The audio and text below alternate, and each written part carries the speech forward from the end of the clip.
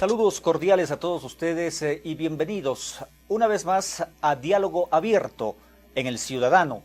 Hoy en el Consejo Nacional Electoral, en donde con motivo del próximo proceso eleccionario que vivirá el Ecuador el próximo 17 de febrero del 2013, conversaremos en esta ocasión con Juan Pablo Pozo, consejero de esta entidad que regula el proceso eleccionario en el país. En su despacho vamos a abordar varios temas de interés para toda la ciudadanía.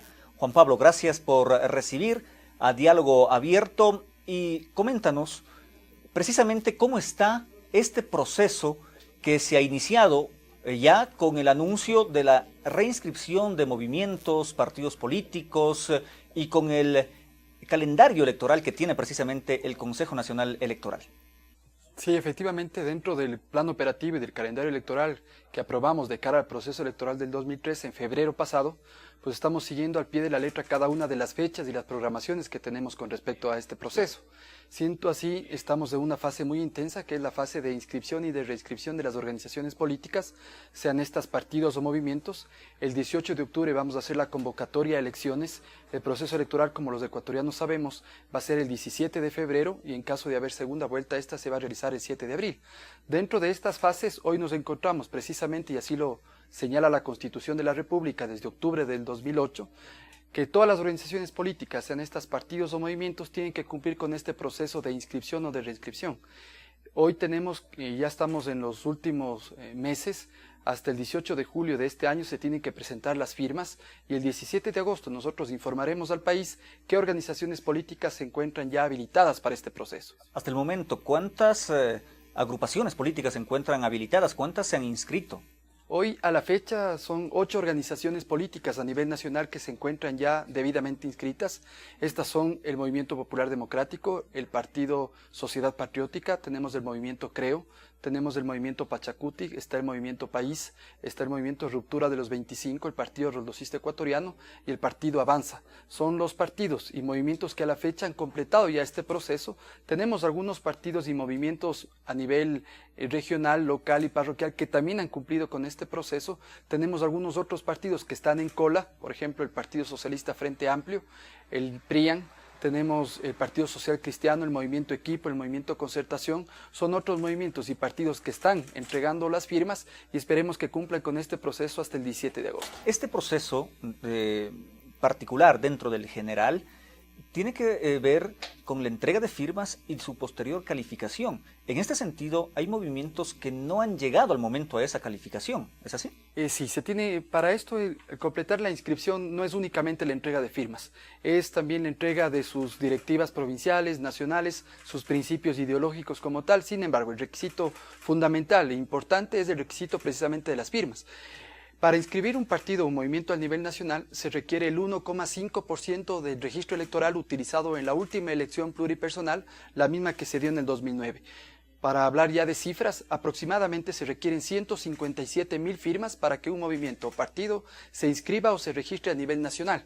Y a nivel local se requiere también el 1,5% de las firmas del respectivo registro electoral. Es decir, en el Azuay aproximadamente 6,000 firmas para que un movimiento se inscriba como un movimiento de la provincia del Azuay. En ese aspecto, pues hay algunos movimientos que han completado ya este proceso como tal, y es importante informar a la ciudadanía que este proceso no es un proceso a puertas cerradas del Consejo Nacional Electoral.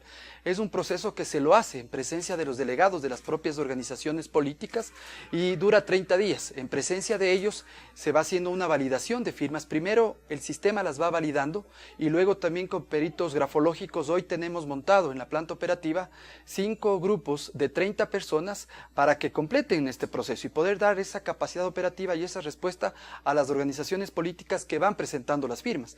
También es importante mencionar a la ciudadanía que este proceso, de acuerdo al sistema electoral, al modelo que está encajado en nuestra Constitución de la República, es un registro de firmas excluyentes. ¿Qué quiere decir el registro de firmas excluyentes? Que una firma que ya se presentó con una organización política y si la misma persona presenta una firma con un nuevo movimiento, automáticamente el sistema la rechaza y el sistema la invalida. Es algo técnico, tecnológico, es decir, acá no puede ningún movimiento sentirse, puede decir que haya algún fraude. En ningún sentido. Es más, como se hace en presencia de los propios delegados, por poner un ejemplo, el Movimiento Equipo presentó aproximadamente 286,000 registros del sistema. Nosotros les damos a cada movimiento, a cada partido les damos un reporte del SIOP, que llamamos el Sistema Integrado de Organizaciones Políticas, en donde les indicamos qué cédulas tienen inconsistencias, la duplicidad de las firmas, qué cédulas tienen menos de 10 dígitos. El rubro más importante que encontramos en las organizaciones políticas en las cuales se va complejizando el proceso es, primero, la duplicidad de firmas con el propio movimiento, es decir, presentadas 2 o 3 veces la misma firma. Pero el rubro más importante con respecto a todos los otros es que tienes ya las firmas que ya han sido presentadas con otra organización política. En el caso del Movimiento Equipo, que hace un momento mencioné, Movimiento de Fabricio Correa. Movimiento de Fabricio Correa, de 286,000 registros, 146,000 registros ya estuvieron presentadas con otra organización política. El Movimiento Ruptura, por ejemplo, presentó aproximadamente 381,000 registros, de los cuales aproximadamente 90,000 ya estuvieron presentadas por otra organización política, y así, mientras las organizaciones políticas vayan presentando al último sus firmas, van a irse encontrando que el registro electoral o el pastel electoral que yo le denomino cada vez es menor, y el proceso se va complejizando, pero no producto del Consejo Nacional Electoral, se va complejizando producto de este sistema electoral, del producto de firmas excluyentes. Pero el Consejo Nacional Electoral se encuentra también en otro proceso, dentro de este calendario electoral, y que se refiere al cambio de domicilio para la votación. ¿Cómo está aquello y con qué objeto se lo está realizando y socializando con mucha más fuerza que en anteriores ocasiones? Sí, nosotros también, producto de ese calendario electoral en el que nos encontramos en este momento, estamos en una fase de actualización y de cambios de domicilio. Hemos decidido arrancar una campaña masiva en las 3 provincias más grandes electoralmente hablando. Estas son Guayas, Pichincha y Manabí. Siendo así, hemos implementado más de 300 unidades fijas y móviles con el fin de que las personas en un trámite gratuito se acerquen a estas unidades, y las unidades también van a estar por sus barrios para que puedan actualizar su domicilio. Yo creo que es importante concientizar a la ciudadanía de la importancia del voto, y que obviamente a través de esta campaña de actualización de domicilio nosotros podamos elaborar de forma técnica cada uno de los recintos electorales y poder acercar estos recintos electorales a los ciudadanos como tal. Por poner un ejemplo, en la provincia de Santa Elena tiene un recinto electoral que es el Colegio Rubira, pero si ustedes hemos hecho una verificación de lo que ha pasado anteriormente, el día de las elecciones la gente tiene que hacer colas de 3 horas para poder ejercer su voto. Yo creo que eso es no dar facilidades a los ciudadanos. Por tanto, a través de esta actualización de domicilios y a través de una verificación de lo que tenemos depurado el registro electoral, poder señalar y determinar cuáles serían los recintos electorales a determinar a futuro. Esta actualización de domicilios no solo se refiere a personas que votan en otra provincia o en otra ciudad, sino a las que votando en la misma ciudad, por ejemplo Quito, lo hacen en un recinto muy lejano a su lugar de residencia. Efectivamente, la mayoría de personas y la mayoría de cambios de domicilio es precisamente lo que usted me menciona, Cristian, en el sentido de que muchas personas en su momento pudieron haber vivido al sur de la provincia, pero hoy están viviendo al norte y nunca han hecho esa actualización de domicilio, y el día de las elecciones tienen que movilizarse de norte a sur para ejercer su voto. Lo que queremos es que al hacer la actualización de domicilio pues puedan votar en el recinto más cercano. ¿Y por qué hemos arrancado en Guayas, Pichincha y Manabí? Esto es importante señalar. Dentro de este proceso histórico, porque hay 2 cosas que por primera vez se dan en el país. Primero, la Constitución del 2008 obliga a lo que hablamos hace un momento, que los partidos y movimientos cumplan con este proceso de inscripción y de reinscripción. El otro proceso histórico, y que es sustancial para nuestra democracia, es que por primera vez las 3 provincias con mayor número de electores, Guayas, Pichincha y Manabí, se van a dividir en circunscripciones electorales. ¿Qué es esto de las circunscripciones? Las circunscripciones electorales lo que busca, y el legislador, y eso estuvo en el Código de la Democracia desde el 2009, es que tengan una mejor representación de la provincia, que sea una representación más integral. Es decir, los candidatos ya no van a salir únicamente de la cabecera provincial, en el caso de Guayas, de Guayaquil, sino saldrán de todos los cantones que conforman la provincia del Guayas. Por tal motivo, en este caso, y bajo el Código de Democracia, Guayas va a dividirse en 4 circunscripciones territoriales, cada una de ellas elegirá 5 asambleístas, en total son 20. Pichincha va a dividirse en 3 circunscripciones territoriales, cada una de ellas elige 5, en total son 15. Y finalmente, Manabí se dividirá en 2 circunscripciones, cada una, la una elige 5, la otra elige 4, en total 9 asambleístas. Porque hoy tenemos una asamblea conformada por 124 asambleístas, pero de acuerdo al último censo poblacional, en el 2013 vamos a elegir 136 asambleístas más presidente o presidenta, vicepresidente o vicepresidente y parlamentarios andinos. Este sistema de circunscripciones se aplica por primera vez o se va a aplicar por primera vez, es decir, es algo inédito. Es la primera vez que se produce de acuerdo a las reformas del Código de Democracia y es importante mencionar que es un nuevo modelo democrático. Lo que queremos es que las provincias, en este caso, se van a aplicar para las 3. ¿Y por qué se aplican para estas 3 provincias? Primero, por el número de electores que tienen estas provincias, por el número del registro electoral de acuerdo al último censo poblacional, pero sobre todo está vinculado, y así lo establece el Código, de acuerdo al número de asambleístas a elegir. ¿Qué dice el Código? Las provincias que elijan de 8 a 12 asambleístas se dividen en 2 circunscripciones. Ahí está Manabí. Las provincias que elijan de 15 a 18 asambleístas se dividen en 3 circunscripciones. Ahí está Pichincha. Y las provincias que elijan más de 18 asambleístas se dividen en 4 circunscripciones. Ahí está Guayas. No es una decisión del Consejo Nacional Electoral. Eso fue una decisión a través de cuando se publicó el Código de la Democracia en el registro oficial a través de la Asamblea Nacional. Retornando, Juan Pablo, al tema del cambio de domicilio, uno de los objetivos también es rebajar el porcentaje de ausentismo.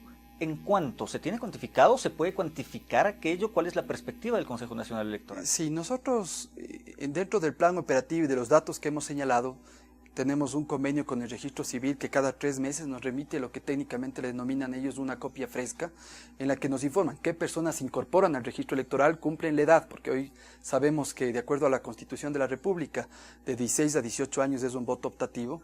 También las personas que están privadas de la libertad, más la fuerza policial, la fuerza militar, los ecuatorianos residentes en el exterior, tienen el voto optativo.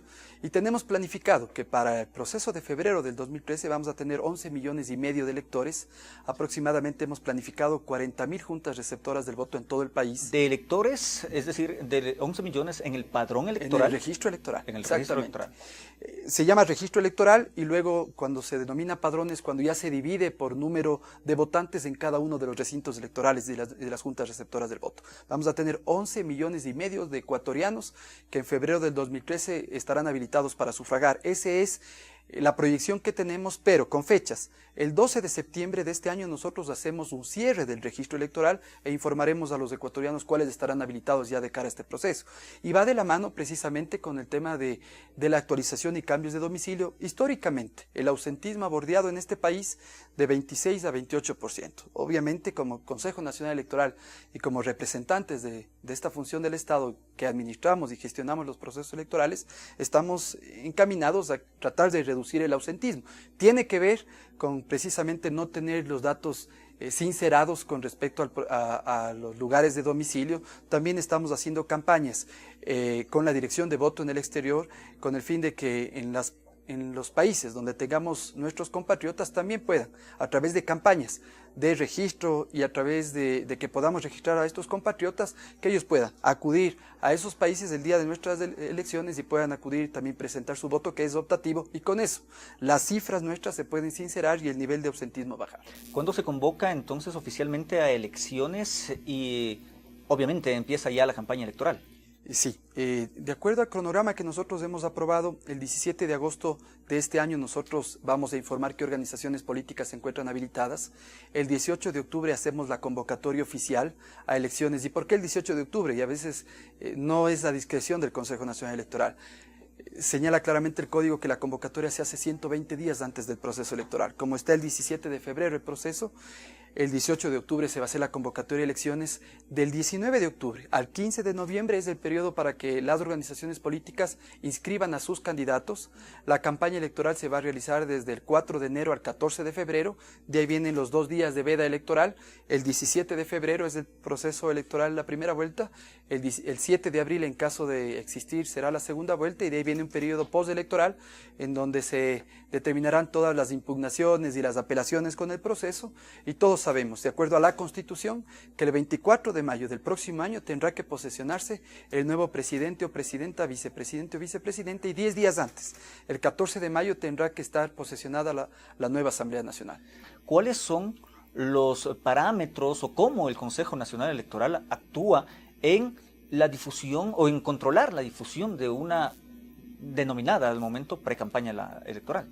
Sí, Cristian, es muy importante la pregunta que usted plantea. Nosotros el día 13 de junio, a nivel del Consejo Nacional Electoral, hace 8 días, pues aprobamos una resolución del Consejo Nacional Electoral en ese sentido. Tiene que el Consejo Nacional Electoral, como el máximo representante de la función, tener un pronunciamiento claro con respecto al tema. ¿Qué hemos hecho? Y ahí es importante, para conocimiento de la ciudadanía, poder esbozarle por algunos puntos de este tema. El primero, hemos señalado claramente que la competencia para controlar el gasto electoral es una competencia exclusiva y privativa del Consejo Nacional Electoral. Nosotros somos los competentes, así lo determina la Constitución en el artículo 219. Es la máxima autoridad. Es la máxima autoridad, junto con el Tribunal Contencioso Electoral. Nosotros somos quienes, de acuerdo a la Constitución del 2008, conformamos una nueva función del Estado, que es la función electoral. Hemos señalado el primer aspecto claramente que somos los competentes para el control del gasto. Yendo a la normativa que tenemos nosotros, que es nuestro Código de la Democracia, el Código establece de forma muy clara que dentro de las infracciones contenidas en el capítulo de infracciones, sanciones y procedimientos del Código de la Democracia, que la realización de campaña anticipada o de actos de pre-campaña anticipada son infracciones que están sujetas a sanción dentro del Código de la Democracia. ¿Cómo determinamos aquello? Efectivamente, ahí tenemos el Código, si bien establece que la realización de actos de pre-campaña o de campaña anticipada son infracciones como tal, ¿a quién le corresponde la sanción de esas infracciones? Le corresponde al Tribunal Contencioso Electoral. Ahora, todos sabemos que recién el 18 de octubre nosotros vamos a hacer la convocatoria de elecciones y el periodo de inscripción recién arranca desde el 19 de octubre como tal. Hoy, a pesar de eso, y el Consejo Nacional Electoral así lo ha señalado, todos nos encontramos ante una fase preelectoral. Sin embargo, hay que señalar de forma muy clara a la ciudadanía y los ecuatorianos. No podemos hablar con certezas. ¿En qué sentido? Todavía no podemos hablar de que existen ya candidatos oficiales al proceso electoral del 2013. ¿Y por qué? Porque no se han cumplido dos necesidades previas. La primera es que todas las organizaciones políticas, sean estas partidos o movimientos, para definir sus candidatos, tienen que cumplir procesos internos democráticos. Estos pueden ser primarias abiertas, primarias cerradas, asambleas, depende de lo que señalen sus propios estatutos, porque obviamente ahí hay un principio de autonomía de los partidos políticos y los movimientos. Es decir, hoy a la fecha, si usted me pregunta, Cristian, ningún partido y ningún movimiento ha cumplido con este proceso. Tanto es así, ¿por qué le digo con certeza? Porque de acuerdo al Código, el Consejo Nacional Electoral tiene que acompañar a las organizaciones políticas en estos procesos de elecciones, como veedores, como observadores, como acompañantes. Les vamos a dar todas las facilidades necesarias en el momento que los partidos ya nos soliciten. Hoy los partidos inscritos, que hace un momento hablábamos cuáles eran, ya podrían empezar a designar a través de estos mecanismos sus candidatos. Y el otro requisito fundamental es que se inscriban dentro del periodo electoral. Por tanto, estamos hablando hoy de meras expectativas. Las meras expectativas no constituyen derechos y tampoco obligaciones. Sin embargo, el artículo 224 del Código de Democracia, el último inciso, establece claramente todos los gastos que se realicen, aun si estos fueren realizados con anterioridad a la convocatoria de elecciones, tienen que reportarse al Consejo Nacional Electoral. Por tanto, a pesar de que no estamos todavía en la fase electoral, estos gastos tendrán que ser reportados.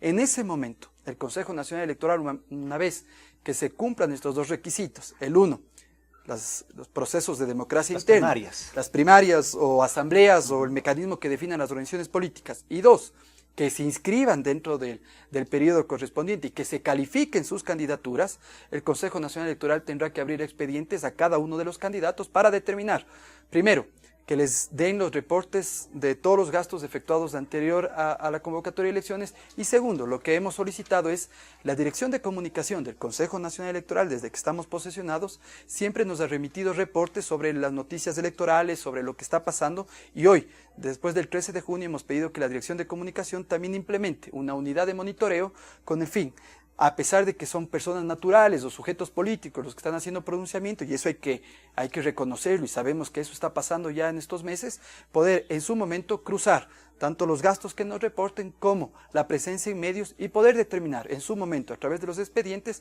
si efectivamente han incurrido en infracciones electorales con actos de pre-campaña o campaña anticipada que sí están tipificadas como sanciones en el Código de la Democracia. Dos consultas finales, Juan Pablo. En movimientos opositores, en fin, siempre existe, cuando hay este tipo de procesos electorales, la preocupación de que el gobierno de turno, en este caso el del presidente Rafael Correa, no pueda utilizar o no utilice los bienes públicos para proselitismo político. En este sentido, el Consejo Nacional Electoral y la Contraloría firmaron un convenio. ¿A qué se refiere? Efectivamente, el convenio va en ese sentido a controlar el uso de bienes y recursos públicos. Sabemos que el uso de bienes y recursos públicos con fines electorales está prohibido. Por tanto, nosotros lo que hemos hecho con la Contraloría en el ámbito de nuestras competencias como tal, la Contraloría en las suyas, del Consejo Nacional en las nuestras, firmamos un convenio precisamente para hacer un control, y eso es lo que hemos señalado en el exhorto que comunicamos. Llamamos a los servidores públicos, a los funcionarios públicos, a las personas naturales, a los sujetos políticos. ¿Por qué? Porque este nuevo modelo electoral, del sistema electoral que está encajado en la Constitución de la República, que así lo señala, es un modelo de sistema electoral que lo que busca es dar equidad a las partes para que se desarrolle la campaña electoral con igualdad de oportunidades para todos los candidatos. Finalmente, el mensaje que sí quiere dar el Consejo Nacional Electoral es que las condiciones que se den, sea para pre-campaña o campaña, o los juzgamientos que se den en su momento, o los expedientes que se abran, tienen que ser en igualdad de condiciones para todos los actores políticos. El Consejo Nacional Electoral, como máximo representante de esta función, pues que no le quepa duda a la ciudadanía, que hará que la norma que está en la Constitución y que está en el Código de Democracia será aplicable a todos los actores por igual. Y dentro de un proceso inédito o con temas inéditos está el voto electrónico. Sí, uno de los proyectos que nosotros aprobamos del presupuesto para este proceso electoral, si bien es referencial, porque dependerá de qué organizaciones políticas se inscriben, como sabemos del nuevo sistema que estamos hablando electoral, las franjas publicitarias son auspiciadas por el Estado, y hemos señalado un presupuesto referencial de 95 millones de dólares. Dentro de este presupuesto, que hay algunos proyectos importantes que hemos señalado, también está el proyecto de voto electrónico que está aprobado por el CEMPLADES. De acuerdo al proyecto que tenemos, pensamos que el 20% del registro electoral que tenemos aprobado para el febrero del 2013 podría estar acudiendo a un voto electrónico como tal. Hay proyectos, todavía no sabemos en qué parroquias y en qué cantones y en qué provincias se vaya a aplicar. Sin embargo, vamos a realizarlo no solo como algo experimental, es un proyecto piloto, pero los resultados van a ser ya de forma electrónica y podemos informar a la ciudadanía inmediatamente una vez cerrado el proceso electoral. Gracias, Juan Pablo, por este diálogo abierto. Gracias a Juan Pablo Pozo, consejero del Consejo Nacional Electoral, con importantes detalles sobre el proceso electoral que vive el Ecuador, puesto que el próximo año, 17 de febrero, se realizarán las elecciones presidenciales, de asambleístas, de autoridades seccionales en todo el país. Un diálogo que lo hemos hecho desde el Consejo Nacional Electoral en diálogo abierto en El Ciudadano.